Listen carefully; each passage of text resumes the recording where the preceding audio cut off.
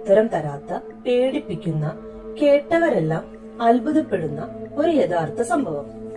ഇത് നടക്കുന്നത് പണ്ടൊന്നുമല്ല, 2017 കാലഘട്ടം. ആദം എല്ലിസ് ഒരു ട്വീറ്റ് പോസ്റ്റ് ചെയ്തു. എന്റെ അപ്പാർട്ട്മെന്റിൽ മരണപ്പെട്ട ഒരു കുട്ടിയുടെ പ്രേതമുണ്ട്. അവൻ എന്നെ കൊല്ലാൻ ശ്രമിക്കുന്നു എന്നായിരുന്നു ആ ട്വീറ്റ്. തന്റെ സ്വപ്നങ്ങളിലാണ് അവൻ വന്നിരുന്നതെന്നും എന്നാൽ ഇപ്പോൾ അവൻ സ്വപ്നത്തിൽ നിന്നും യഥാർത്ഥ ലോകത്തേക്ക് വന്നിരിക്കുന്നു എന്നും അയാൾ കുറിച്ചു.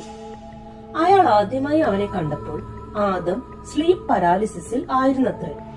അങ്ങനെ ആദം തളർന്നു കിടക്കുമ്പോൾ അയാളുടെ മുറിയിൽ ബെഡിനു സമീപം ഒരു പച്ച ചാരുകസേരയിൽ ഇരുന്ന് ആ കുട്ടി ആടിക്കൊണ്ടേയിരിക്കുന്നു.